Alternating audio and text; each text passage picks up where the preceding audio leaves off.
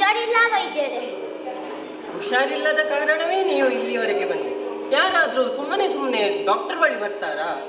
ನಿಮ್ಮ ಅನಾರೋಗ್ಯದ ಬಗ್ಗೆ ನನಗೆ ವಿಸ್ತರಿಸಿ ತಿಳಿಸಿ. ನನ್ನ ಹೃದಯ ಜೋರಾಗಿ ಬಡಿಯುತ್ತಿದೆ. ಈ ವಯಸ್ಸಲ್ಲಿ ಲಕ್ಷಣ ಏನು ಚೆನ್ನಾಗಿಲ್ಲ. ನಿಮ್ಮ ಹಾರ್ಟ್ ಫೇಲ್ ಆದರೂ ಆಗ್ಬೋದು. ಬಹಳ ಗಾಬರಿಯಲ್ಲಿ ಇರುತ್ತೇನೆ. ಇದು ಸಾವಿನ ಮುನ್ಸೂಚನೆ. ನಿದ್ದೆ ಬಹಳ ಕಡಿಮೆ ಬರ್ತಾ ಇದೆ.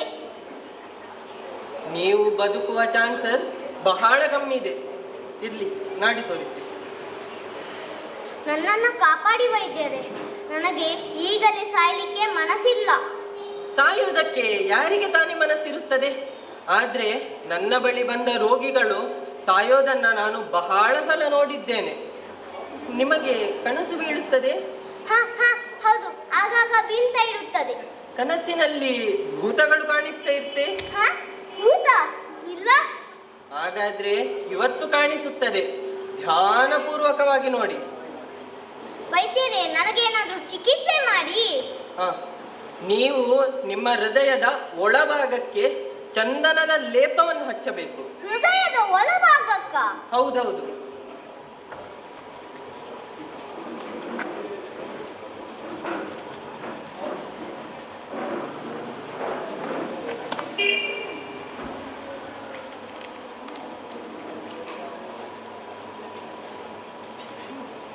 ತಗೊಳ್ಳಿ ಈ ಅಮರ ಭಾಸ್ಕರ ಚೂರ್ಣ.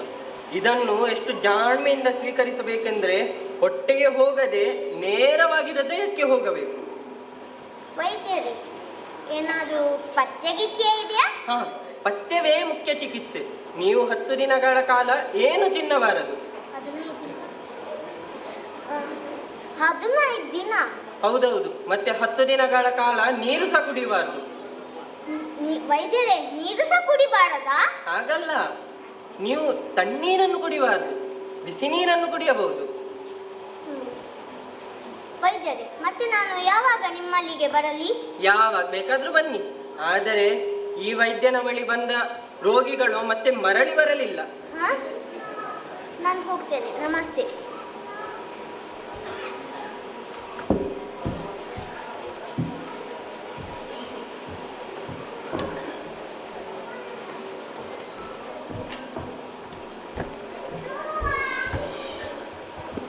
ನಮಸ್ಕಾರ ವೈದ್ಯರೇ. ಬಾರು ತಮ್ಮ, ನಿನಗೆ ಹುಷಾರಿಲ್ಲ ಕಾಣಿಸುತ್ತದೆ. ವೈದ್ಯರೇ, ಅದು ನನಗಲ್ಲ, ನನ್ನ ದನಕ್ಕೆ. ಅದು 10 ದಿನಗಳಿಂದ ಹುಲ್ಲೂ ತಿಂತಿಲ್ಲ, ಹಾಲೂ ಕೊಡುತ್ತಿಲ್ಲ. ರೋಗಿ ನೀನೇ ಆಗಲಿ ನಿನ್ನ ದನವೇ ಆಗಲಿ, ನನಗೆ 2 ಒಂದೇ. ನಿನ್ನ ನಾಡಿ ತೋರಿಸು. ನಾನು ನಾಡಿ ತೋರಿಸಬೇಕೇ? ಮತ್ತೆ ಯಾರು ತೋರಿಸ್ತಾರೆ? ದನ ನಿನ್ನದೋ ಬೇರೆಯವರದೋ? ನೀನು ನಾಡಿ ತೋರಿಸ್ಬೇಕಲ್ಲ. ದನದ ಪರಿಸ್ಥಿತಿ ಬಹಳ ಗಂಭೀರವಾಗಿದೆ. ಇವತ್ತೇ ಹುಲ್ಲು ತಿನ್ನಿಸದಿದ್ದರೆ ದನ ಸತ್ರು ಸಾಯ್ಬಹುದು. ವೈದ್ಯರೇ, ಅದೇ ಅದಕ್ಕಿರೋ ರೋಗ. ಅದು ಹುಲ್ಲೇ ತಿಂತಿಲ್ಲ. ಹೌದಾ? ಹಾಗಾದ್ರೆ ಅದಕ್ಕೆ ಅದ್ರದೇ ಹಾಲನ್ನು ಕರೆದು ಕುಡಿಸು. ವೈದ್ಯರೇ, ಅದು ಹಾಲು ಸಹ ಕೊಡ್ತಿಲ್ಲ. ಹೌದಾ? ನೀನು ಕುಡಿಸಿದ್ರೆ ಅದು ಖಂಡಿತ ಹಾಲು ಕೊಡ್ಬಹುದು.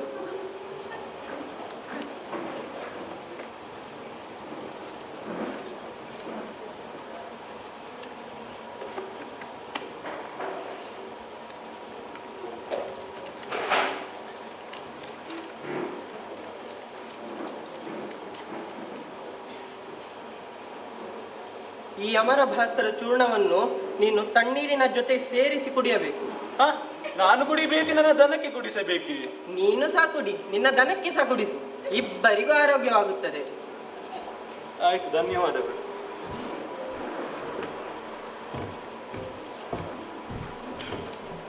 ವೈದ್ಯರೇ, ಬೇಗ ಹೊರಡಿ, ನನ್ನ ಮಗ ಸ್ಮೃತಿ ತಪ್ಪಿ ಬಿದ್ದಿದ್ದಾನೆ. ನಿಮ್ಮ ಮಗ ಎಷ್ಟು ದೊಡ್ಡವನು? ಸಾಕಷ್ಟು ದೊಡ್ಡವನೇ ವೈದ್ಯರೇ. ಆದರೆ ನಿಮ್ಮಗಿಂತ ಚಿಕ್ಕವನೇ ಆಗಿರಬೇಕಲ್ಲ? ಅವನು ನನ್ನ ಮಗನಲ್ಲವೇ? ಹಾಗಲ್ಲ, ಈಗಿನ ಮಕ್ಕಳು ತಮ್ಮ ತಂದೆ ತಾಯಿಗಿಂತ ಬಹಳ ದೊಡ್ಡವರಾಗಿರುತ್ತಾರೆ. ನೀವು ಏನು ಕೆಲಸ ಮಾಡುತ್ತಿದ್ದೀರಿ? ನಾನು ಅಧ್ಯಾಪಕನಾಗಿದ್ದೇನೆ. ಅಧ್ಯಾಪಕ? ನಾನು ಸಹ ಮೊದಲು ಅಧ್ಯಾಪಕನೇ ಆಗಿದ್ದೆ.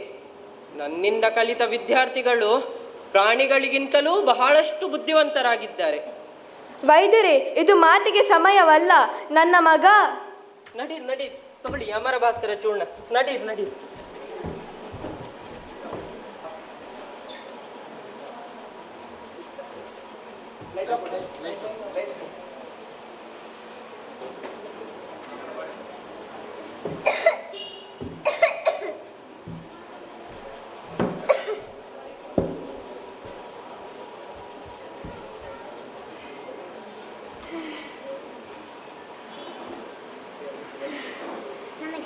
ನನಗೆ ಹುಷಾರಿಲ್ಲ ಪ್ರೊಫೆಸರ್ ಸಾಹೇಬ್ರೆ.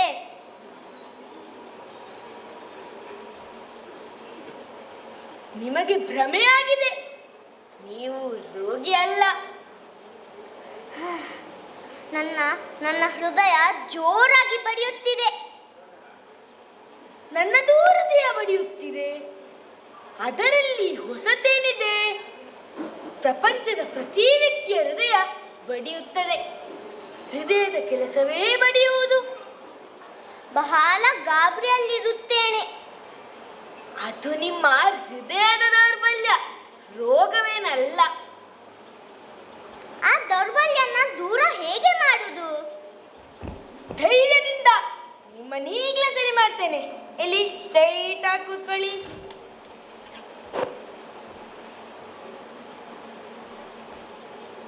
ಕಣ್ಮುಚ್ಚಿ. ನೀವೀಗ ಎಲ್ಲಿದ್ದೀರಿ? ನಿಮ್ಮ ಆಫೀಸಲ್ಲೇ. ಅಲ್ಲ, ನೀವೀಗ ಭಂಡಾರನದಲ್ಲಿದ್ದೀರಿ, ನನ್ನ ಆಫೀಸ್ನಲ್ಲ. ಆದ್ರೆ ಇದು ನಿಮ್ಮ ಆಫೀಸ್ ಅಲ್ವಾ? ಹಾಗಲ್ಲ, ಕಣ್ಮುಚ್ಚಿ. ಭಾವಿಸಿಕೊಳ್ಳಿ, ನೀವೀಗ ಭೀಕರವಾದ ಅರಣ್ಯದಲ್ಲಿದ್ದೀರಿ. ಇದ್ದೀರಿ ತಾನೇ? ಇದ್ದೀನಿ. ಭಯಾನಕವಾದ ಕಾಡು, ಮರಗಳ ನಡುವೆ ಕತ್ತಲು, ಆನೆಗಳ ಘೀಂಕಾರ, ಸಿಂಹದ ಗರ್ಜನೆ, ಮತ್ತೆ ಕೊನೆಗೆ ನಿಶಬ್ದ. ಬೇಡ ಬೇಡ. ನಿಮ್ಮನ್ನು ನೋಡಿ ಅಟ್ಟಿಸಿಕೊಂಡು ಬರ್ತಾ ಇದೆ, ಜಿಗಿಯುತ್ತಾ ನಿಮ್ಮ ಕಡೆ ಬರ್ತಾ ಇದೆ. ಅದರ ಕಣ್ಣುಗಳು ಕೆಂಡದಂತೆ, ಉಗುರುಗಳು ಕಟಾರಿಯಂತೆ, ಹಲ್ಲುಗಳು ಮಿಂಚಿನಂತೆ. ಬೇಡ ಬೇಡ ಪ್ರೊಫೆಸರ್ ಸಾಹೇಬ್ರೆ. ಹೆದರಬೇಡಿ, ಕಣ್ಮುಚ್ಚಿಕೊಳ್ಳಿ. ನೀವು ಸಿಂಹದ ಜೊತೆ ಹೋರಾಡಿ ಹೋರಾಡಿ ಹೋರಾಡಿ ಹೋರಾಡುತ್ತಿದ್ದೀರಿ ತಾನೇ?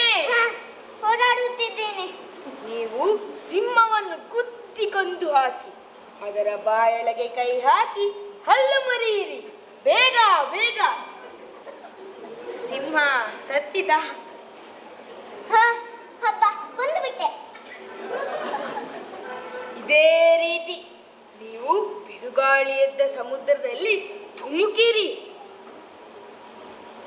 ದುರ್ಗಮ ಪರ್ವತಗಳನ್ನು ಹತ್ತಿರಿ, ಚಂಬಲ್ ಕಣಿವೆಯಲ್ಲಿ ಡಾಗುಗಳೊಂದಿಗೆ ಹೋರಾಡಿ ನಿಮ್ಮ ಹೃದಯ ಕಿರಂತೆ ಬಲಶಾಲಿಯಾಗುತ್ತದೆ. ಪ್ರೊಫೆಸರ್ ಸಾಹೇಬ್ರೆ, ನನಗೆ ತುಂಬಾ ಗಾಬರಿ ಆಗುತ್ತಿದೆ ಇದೆ.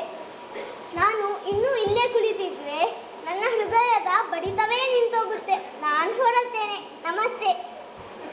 ರಸ್ತೆಯುದ್ದಕ್ಕೂ ಕಣ್ಮುಚ್ಚಿ ಯೋಚಿಸುತ್ತಾ ಹೋಗಿ. ನೀವು ಝಾನ್ಸಿ ರಾಣಿ ಲಕ್ಷ್ಮೀಬಾಯಿ ಎಂದು ಯುದ್ಧರಂಗದಲ್ಲಿ ಕತ್ತಿ ಬೀಸುತ್ತಾ ಹೋಗಿ ಹೋಗಿ.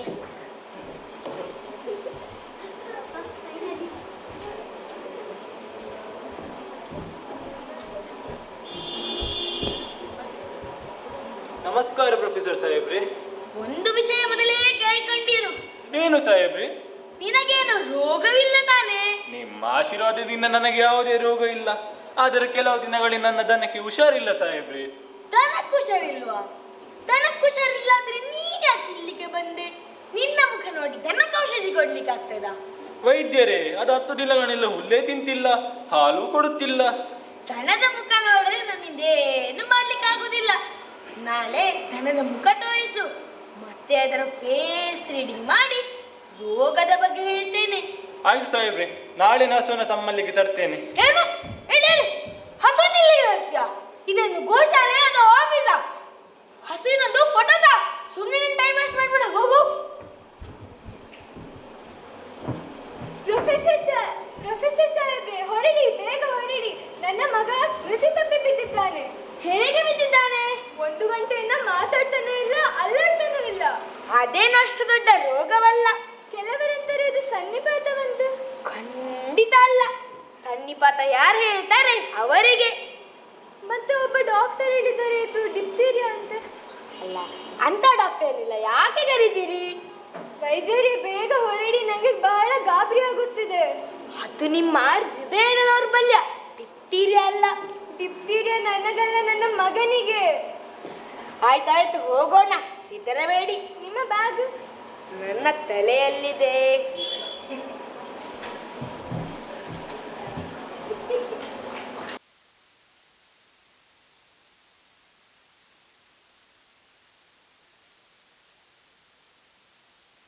ವೈದ್ಯರೇ, ನನ್ನ ಮಗನನ್ನು ಬದುಕಿಸಿ. ಇವನು ನನ್ನ ಏಕಮಾತ್ರ ಸಂತಾನ. ನೀವು ನಿಶ್ಚಿಂತರಾಗಿರಿ. ನಾನು ಇಲ್ಲಿ ಔಷಧಿ ಕೊಡುವವರೆಗೂ ಇಲ್ಲಿ ಯಾರೂ ಸಾಯಲ್ಲ. ಹೇಗಾದರೂ ಇವನಿಗೆ ಪ್ರಜ್ಞೆ ಬರಿಸಿ.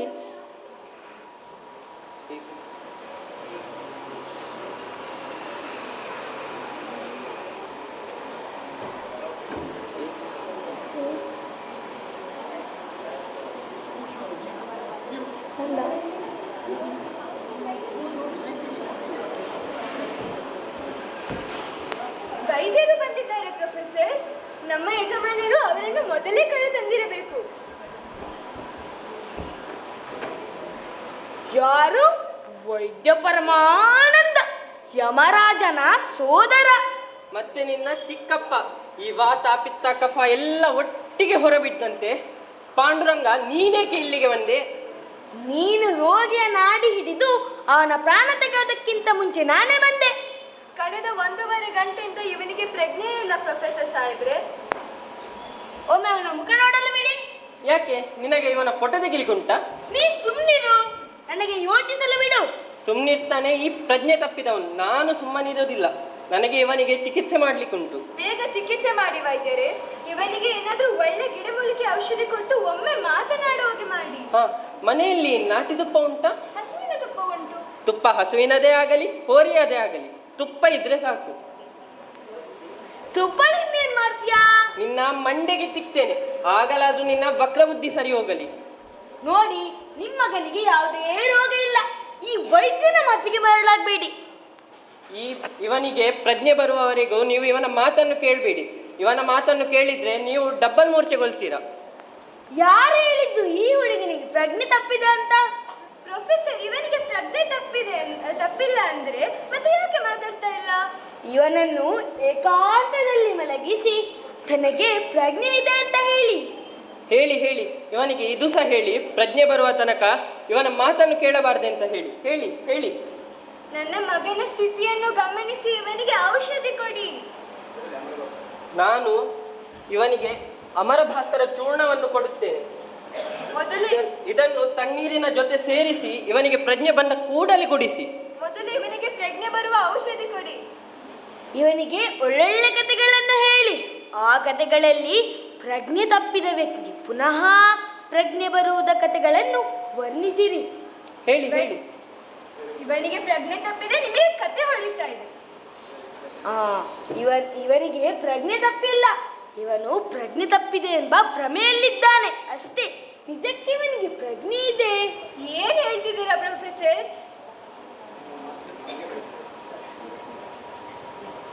ಇದಕ್ಕೆ ಸ್ನಾಯು ರೋಗ ಅಂತಾರೆ. ನೀವೆಲ್ಲ ಸೇರಿ ಇವನಿಗೆ ಪ್ರಜ್ಞೆ ಇದೆ ಅಂತ ಹೇಳಿ. ಪ್ರಜ್ಞೆ ನಿನ್ನ ತಲೆಗಿದೆ, ಇವನಿಗೆ ಪ್ರಜ್ಞೆ ಇಲ್ಲ ಅಲ್ಲ. ನಾನು ಹೇಳ್ತಾ ಇದ್ದೇನೆ, ಇವನಿಗೆ ಪ್ರಜ್ಞೆ ಇದೆ, ನಿನಗಿಲ್ಲ. ಇವನ ನಾಡಿ ಹೇಳ್ತಾ ಇದೆ ಇವನಿಗೆ ಪ್ರಜ್ಞೆ ಇಲ್ಲ ಅಂತ. ವೈದ್ಯರೇ, ಪ್ರೊಫೆಸರ್ ಸಾಹೇಬ್ರೆ, ದಯವಿಟ್ಟು ಜಗಳಾಡಬೇಡಿ. ಇವನ ಸ್ಥಿತಿಯನ್ನು ಗಮನಿಸಿ. ನಾನು ಇವನಿಗೆ ಅಮರ ಭಾಸ್ಕರ ಚೂರ್ಣವನ್ನು ಕೊಡುತ್ತೇನೆ. ಇವನಿಗೆ ಪ್ರಜ್ಞೆ ಇಲ್ಲ. ಇವನಿಗೆ ಪ್ರಜ್ಞೆ ಇದೆ, ನಿನಗಿಲ್ಲ. ನಿನ್ನ ತಲೆಗೆ ಪ್ರಜ್ಞೆ ಇದೆ, ಇವನಿಗಲ್ಲ. ಇವನಿಗೆ ಸ್ನಾಯು ರೋಗ, ಇವನಿಗೆ ಸನ್ನಿಪಾತ. ದೇವ್ರೆ, ಇವರೆಲ್ಲ ಒಂದು ರೋಗದ ಮೇಲೆ ರೋಗ ಹೇಳ್ತಿದಾರಲ್ಲ. ಸನ್ನಿಪಾತೆ ವೈದ್ಯರಿಗೆ, ಸ್ನಾಯು ರೋಗ ಪ್ರೊಫೆಸರಿಗೆ. ನನಗೆ ಪೂರ್ತಿ ಧ್ಯಾನ ಇದೆ, ನನಗೆ ಯಾವುದೇ ಭ್ರಮೆ ಇಲ್ಲ, ಮತ್ತೇನೇನು ಮಾಡೋ ಅವಶ್ಯಕತೆ ಇಲ್ಲ. ಮಗನೇ, ನಿಂಗೆ ಏನಾಗಿತ್ತು? ಏನಿಲ್ಲಮ್ಮ, ಶಾಲೆಯಲ್ಲಿ ಮುಂದಿನ ತಿಂಗಳು ಒಂದು ನಾಟಕ ಇದೆ. ಅದರಲ್ಲಿ ನನಗೆ ಪ್ರಜ್ಞೆ ತಪ್ಪುವ ಒಂದು ಪಾತ್ರ ಇದೆ. ಅದರ ರಿಹರ್ಸಲ್ ಮಾಡಿದಷ್ಟೇ. ನಿನ್ನ ರಿಹರ್ಸಲ್ ಬೆಂಕಿಗೆ ಬಿತ್ತು. ಇನ್ನೊಂದು 10-20 ನಿಮಿಷ ನೀನು ಹೇಳಿರಲಿಲ್ಲ ಅಂದರೆ ನಂದೇ ರಿಹರ್ಸಲ್ ಆಗ್ತಿತ್ತು. ಹೋಗ್ಲಿ ಬಿಡು, ಒಳಗೆ ಬಾ, ನಿಂಗೆ ಹಲ್ವಾ ಮಾಡಿ ಕೊಡ್ತೀನಿ. ನೀನು ದೇವರಿಂದ ಮರಳಿ ಬಂದಿದ್ದೀಯ. ನಾನು ಹೇಳಿರ್ಲಿಲ್ವಾ ಆ ಹುಡುಗನಿಗೆ ಪ್ರಜ್ಞೆ ಇದೆ ಅಂತ? ನಾನು ಚಿಕ್ಕವನಿರುವಾಗ ಈ ರೀತಿ ಒಂದು ರಿಹರ್ಸಲ್ ಮಾಡಿದ್ದೆ, ಆದರೆ ಇವನ ರೀತಿ ಪ್ರಜ್ಞೆ ತಪ್ಪಿ ಮರಳಿ ಪ್ರಜ್ಞೆ ಬಂದಿರಲಿಲ್ಲಲ್ಲ. ವೈದ್ಯರೇ, ನೀವು ಬೀಳುತ್ತಿಲ್ಲ, ಊಹೆ ಮಾಡಿ. ನೀವು ಬೀಳುತ್ತಿಲ್ಲ ಎಂದು ಊಹೆ ಮಾಡಿ ಮಾಡಿ ಮಾಡಿ